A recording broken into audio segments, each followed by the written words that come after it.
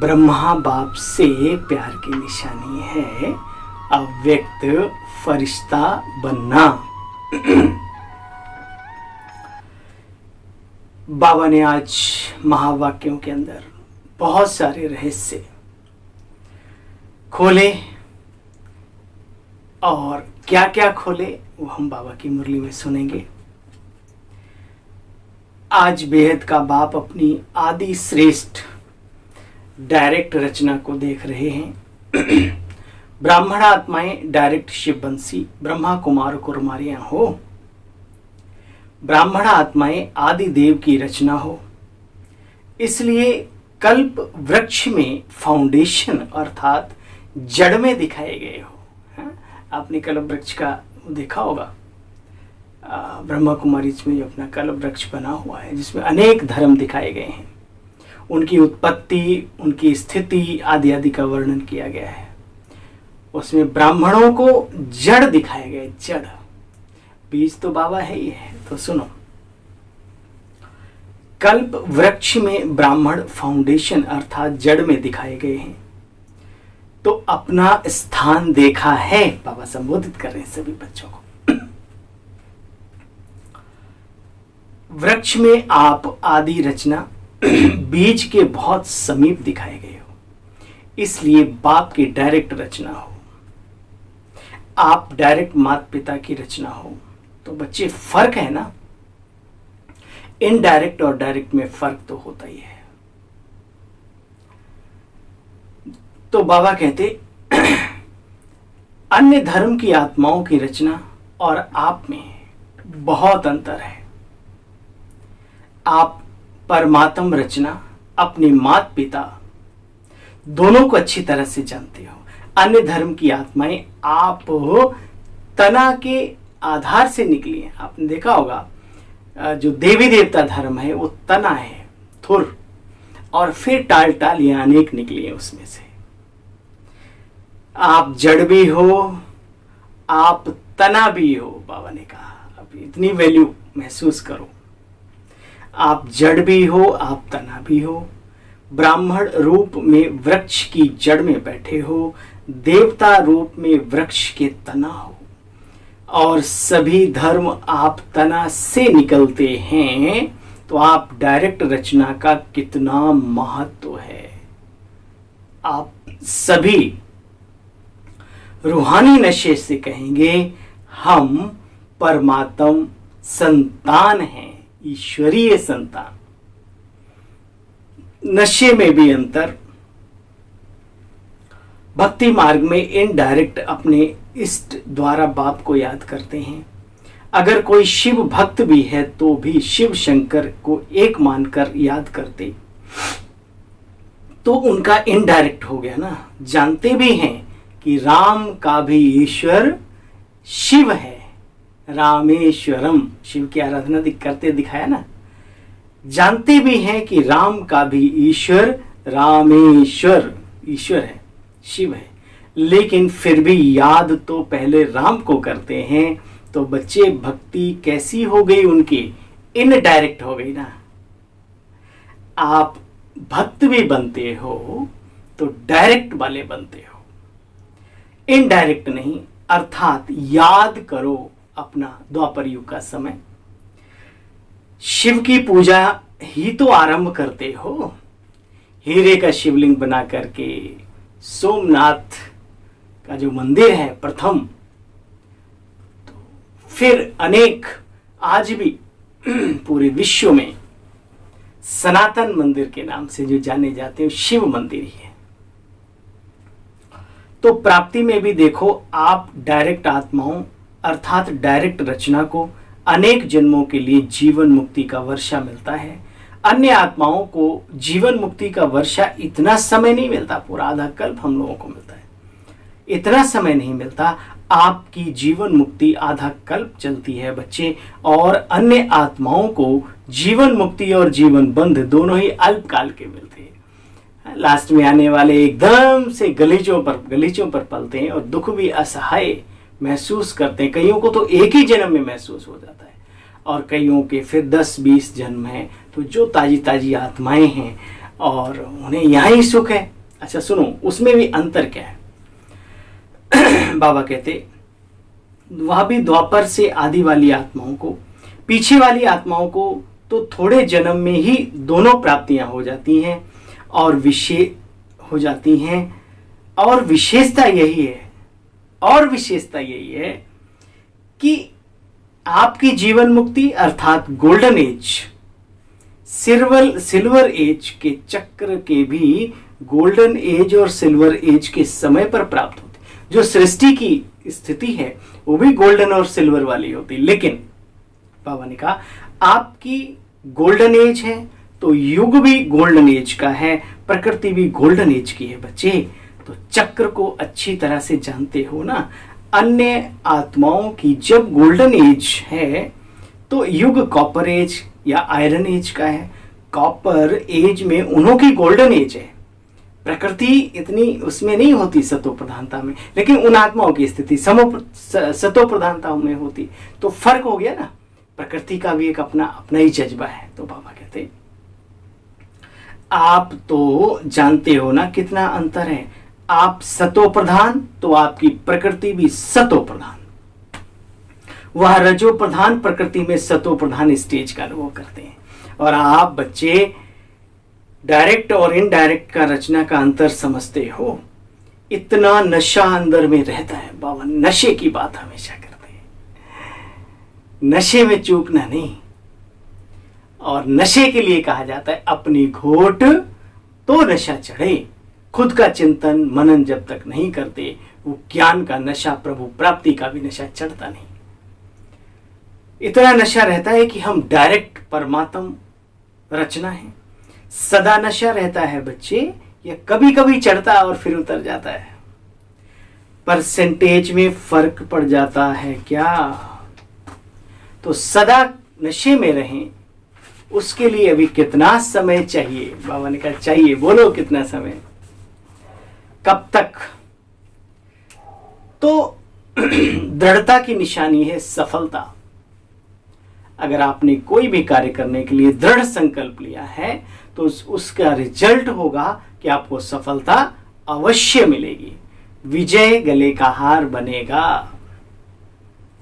दृढ़ता की निशानी है सफलता। फिर तो इस वर्ष और फोर्स की तपस्या चाहिए। ये फोर्स की तपस्या क्या है? कभी विचार करो मेरे बहनों भाइयों। ये बाबा ने जो शब्द बोला फोर्स की तपस्या, फोर्स का गुस्सा करते हो एकदम होकर के फोर्सफुली। अब बाबा कहते हैं जब योग करो एकदम नशे से, पहले शरीर में करंट आना चाहिए, बौद्धिक लेवल पे और शारीरिक लेवल पे एकदम उमंग उत्साह पहले हो, बाबा की याद हो, है ना। जैसे गुस्से में एकदम से आंखें लाल और सब हो जाती, ऐसे गुस्से क्रोध वो योग के अंदर बैठने से पहले नशे को धारण करो, सोमान को धारण करो, प्रभु प्राप्तियों के खजानों को याद करो। उसको कहते हैं फोर्स वाली तपस्या, जबरदस्त गजब की। फोर्स की तपस्या चाहिए। अच्छा, या तपस्या या सिर्फ सेवा करनी है? कई हैं जो सेवाओं से ही खुश करते हैं सभी को, अच्छी बात है, लेकिन बाबा के दिल की भावना आज कुछ और है। बाबा कहते हैं दोनों नहीं कर सकते हो क्या? आपका टाइटल कर्म योगी नहीं है। वैसे देखा जाए तो सेवा उसको ही कहा जाता है जिसमें स्वयं की, स्व की और सर्व की सेवा समाई हुई हो, अपनी भी स्थिति अच्छी बने और दूसरों की भी सेवा समाई हो। बाबा कहते हैं सेवा उसी कहते हैं। दूसरे की सेवा करें, अपनी स्थिति में अलवेलेपन में आ जाएं, उसको वास्तव में यथार्थ सेवा नहीं कहेंगे। बच्चे, सेवा की परिभाषा है पहले स्व को सफलता, साथ में औरों को भी सफलता की अनुभूति हो, तब कहेंगे यथार्थ सेवा। प्लेन बुद्धि अर्थात सेवा करते और भी कोई बात बुद्धि को टच ना करे।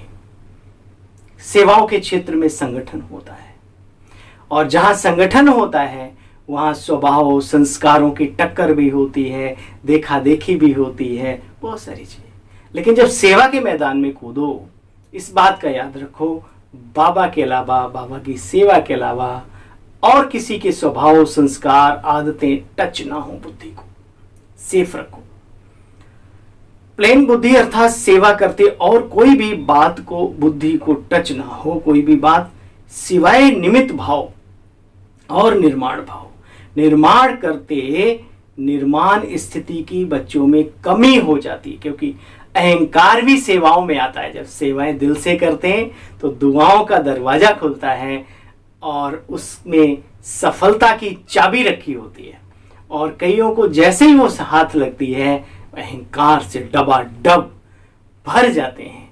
बाबा कहते हैं, देखो, सिवाय निमित्त भाव और निर्माण भाव, निर्माण करते समय निर्माण स्थिति की कमी हो जाती, इसलिए निर्माण का कार्य जितना सफल करना चाहते हो उतना सफल नहीं होता। शुभ भावना, शुभ कामना का बीज है ही निमित्त भाव और निर्माण भाव। हद का मान नहीं, लेकिन निर्माण। इसलिए सेवा के प्लान बनाने के पहले प्लेन बुद्धि बनाना अति आवश्यक। अपनी बुद्धि को उबड़ खाबड़ वाली नहीं, प्लेन बुद्धि, स्लेट बिल्कुल वाइट, जो भी बाबा लिखना चाहे लिख दे। नहीं तो प्लेन बुद्धि की बजाय अगर बुद्धि में और अयथार्थ भाव स्वभाव का किचड़ा मिक्स हो जाता है तो फिर गड़बड़ होता है। फिर वो पेट्रोल में किचड़ा हो गया तो गाड़ी चलती नहीं, कभी रुकती है, कभी चलती है, कभी धक्का लगाना पड़ता है। नहीं तो प्लेन बुद्धि के बजाय अगर बुद्धि में और कुछ अयथार्थ भाव का किचड़ा मिक्स होता है तो सेवा का प्लेन बनाते हो, जैसे कि जिम्मेवारी का ताज पहनते हो, तो रतन जड़ित के ताज के साथ साथ कई पत्थर भी लगा लेते हैं अपने ताज में। वो ठीक नहीं है ना। मान लो 9 रतन हो बाबा ने कहा और एक पत्थर लगाओ तो उस ताज की वैल्यू कम हो जाएगी ना। जब स्वयं संपन्न बनो, बाबा की फीलिंग, हमारे जीवन का लक्ष्य क्या होना चाहिए, बाबा की फीलिंग की अनुभूति करो आज बाबा के अव्यक्त महावाक्यों के द्वारा। जब स्वयं संपन्न बनो बच्चे, तब विश्व परिवर्तन का कार्य भी संपन्न होगा। आप सबके संपन्नता की कमी के कारण विश्व परिवर्तन का कार्य संपन्न होने में अभी रुका हुआ है। प्रकृति दासी बन आपकी सेवा के लिए इंतजार कर रही है कि ब्राह्मण आत्माएं ब्राह्मण सो फरिश्ता और फरिश्ता सो देवता बने, तो हम इनकी दिल व जान, सिक व प्रेम से सेवा करें। कौन इंतजार कर रहा है? प्रकृति भी हमारा इंतजार कर रही है कि ये देवता घराने की आत्माएं संपूर्ण बने और हम इनकी सेवा में हाजिर हो। धन्य है प्रभु प्रकृति पति, धन्य है आपकी प्रकृति। वाह!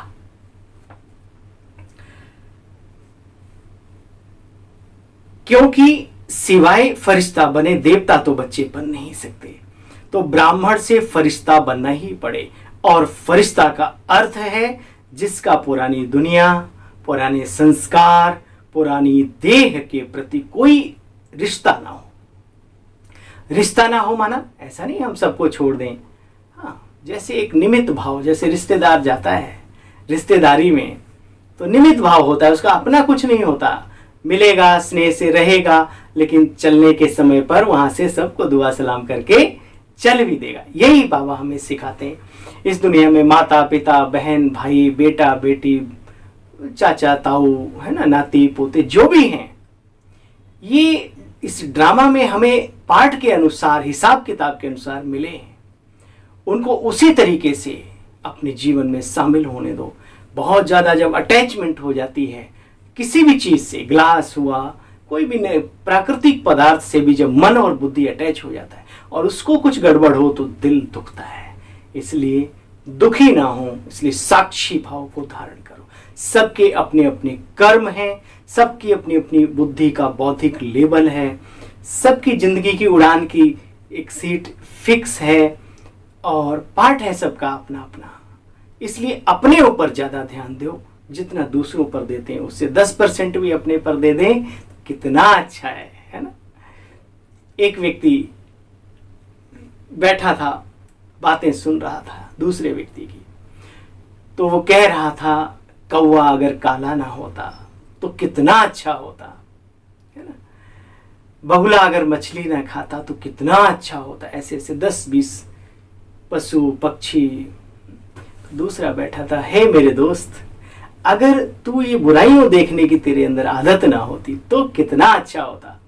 अच्छाइयाँ देखें, अच्छा बनना है तो, और सभी को अच्छाइयों के प्रति प्रेरित करें, शब्दों के द्वारा, अपने दुआओं के द्वारा, दिल की दुआओं के द्वारा, क्योंकि शब्द आजकल बहुत कम सुनते हैं लोग।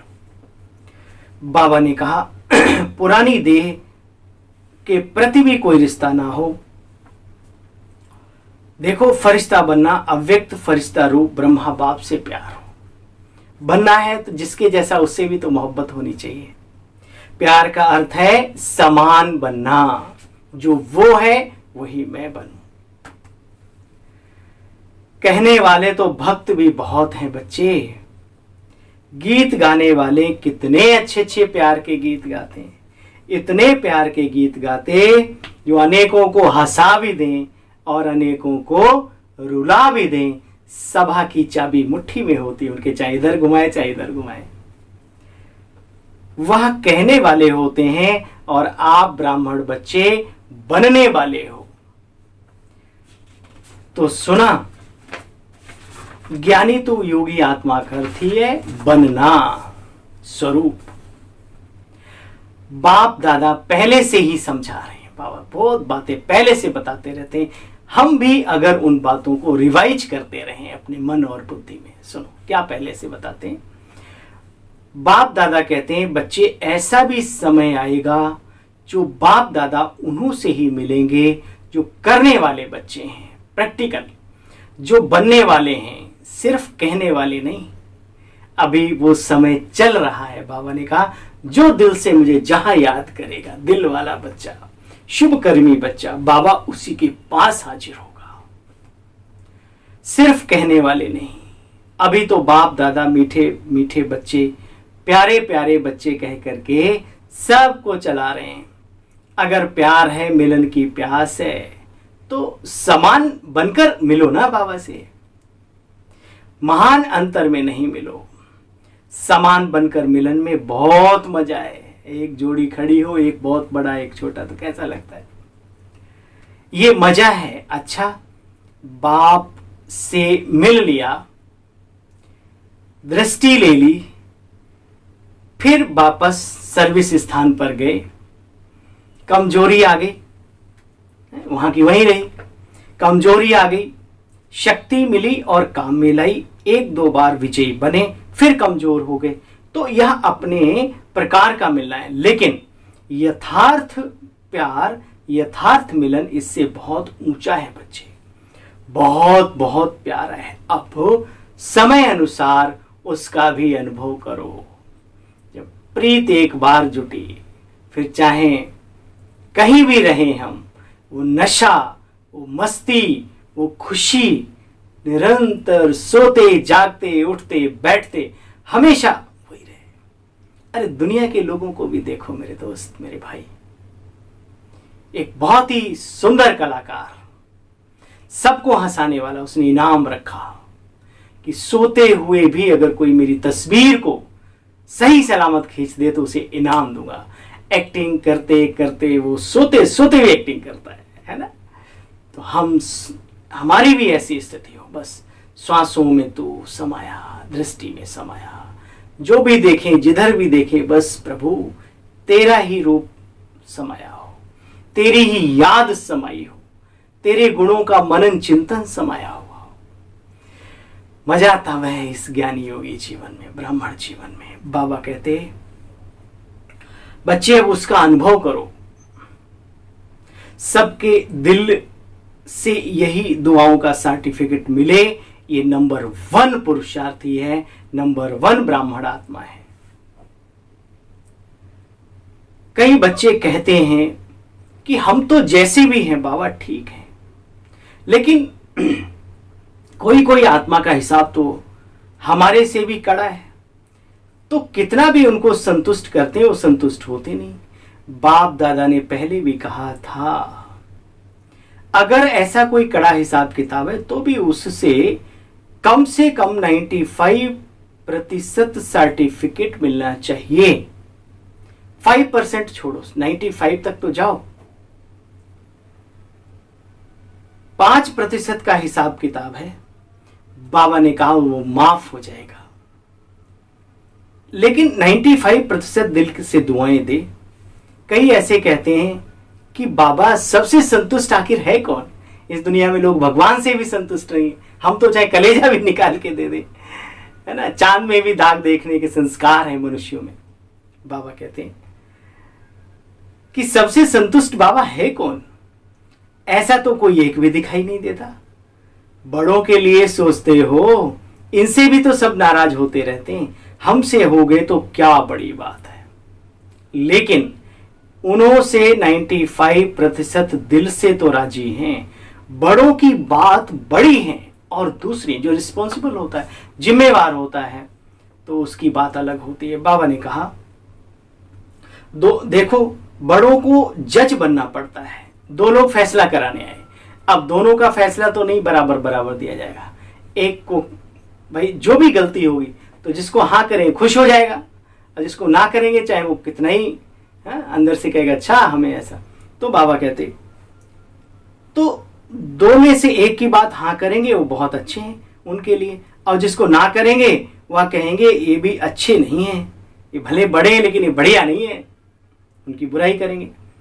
तो जज एक को हाँ या दोनों को ही करेगा बोलो, तो वो बड़ों की बातें अलग हैं। लेकिन दिल की तपस्या, दिल का प्यार, निमित्त भाव, शुभ भाव, वो सर्टिफिकेट सामने देखो।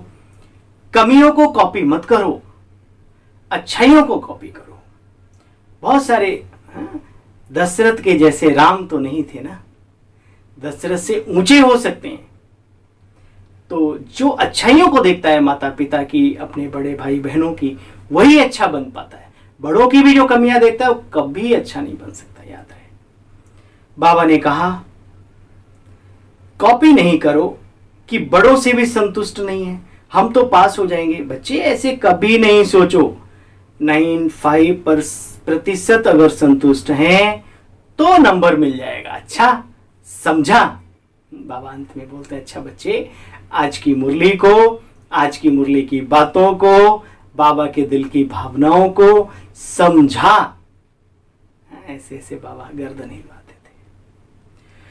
अच्छा, चारों ओर के आदि पिता, आदि रचना, डायरेक्ट रचना, श्रेष्ठ आत्माएं, सर्व जीवन मुक्त का वर्षा, अनेक जन्म प्राप्त करने वाली आत्माएं, सर्व ब्राह्मण सो फरिश्ता सो देव आत्मा बनने वाली अधिकारी आत्माएं, सदा प्लेन बुद्धि बन सेवा के प्लेन में सफलता प्राप्त करने वाली आत्माएं, बाप से सच्चा स्नेह, सच्चा प्यार निभाने वाली समीप आत्माओं को बाप दादा का बहुत बहुत याद, प्यार और नमस्ते। हम सब रूहानी बच्चों की रूहानी बाप दादा, आपको भी नमस्ते नमस्ते, शुक्रिया, गुड मॉर्निंग बाबा। आज का वरदान, वरदानी बाबा का एक एक महावाक्य वरदान होता है, लेकिन जो मुरली में अलग से आता है विशेष, वो तो वही विशेष। सुनो, कंट्रोलिंग पावर द्वारा तूफान को तोहफा बनाने वाले यथार्थ योगी भव। बाप दादा कहते बच्चे, यथार्थ व सच्चा योगी वो है जो अपनी बुद्धि को एक सेकंड में जहां लगाना चाहे वहां लगा ले। कैसी भी परिस्थिति हो, ठीक है उसका प्रभाव पड़ता है, लेकिन तुरंत अपने आप को सेट कर ले, दुख की दुनिया में ना जाने दे अपने को। यथार्थ व सच्चा योगी वह है जो अपनी बुद्धि को एक सेकंड में जहां लगाना चाहे वहां लगा ले। परिस्थिति हलचल की हो, वायुमंडल तमोगुणी हो, माया अपना बनाने का प्रयत्न कर रही हो, फिर भी एक सेकंड में एकाग्र हो जाना, यह है याद का बल, शक्ति। कितना भी व्यर्थ संकल्पों का मन में तूफान हो, लेकिन सेकंड में तूफान आगे बढ़ने का तोहफा बन जाए, ऐसी कंट्रोलिंग पावर हो। आप वाहन तो चला सकते हैं स्पीड से, लेकिन ब्रेक भी लगाने का तरीका पता होना चाहिए। ऐसा भी नहीं कि अलड़ पड़े में आके लगा दिए और एक्सीडेंट हो जाए। कभी कभी खड़े खड़े भी हैं, कोई नहीं होता, अचानक लोग गिर पड़ते हैं, स्पीड में होता है अचानक ब्रेक दब जाती। तो कैसे क्या करना है, अनुभव। कंट्रोलिंग पावर ऐसी हो बच्चे, ऐसी शक्तिशाली आत्मा कभी ये संकल्प नहीं लाएगी कि बाबा चाहते तो नहीं है लेकिन हो जाता है। बिना चाहना के कोई कर्म नहीं होता, जो चाहते हैं वही होता है। अच्छा, स्लोगन, योग युक्त और युक्ति युक्त कर्म करने वाले ही विघ्न प्रूफ बनते हैं, बिना विचारे जो करे, है ना, याद है। तो बाबा ने कहा जो योग युक्त है, बाबा की याद में रहते हैं और सिस्टमेटिक जो कार्य करते हैं, वही उनके जीवन में फिर कोई ज्यादा विघ्न नहीं आते। योग युक्त और युक्ति युक्त कर्म करने वाले ही विघ्न प्रूफ बनते हैं। ओम शांति, ओम शांति, ओम शांति। गुड मॉर्निंग आप सभी को, अपनी सेवा साथी भाई की।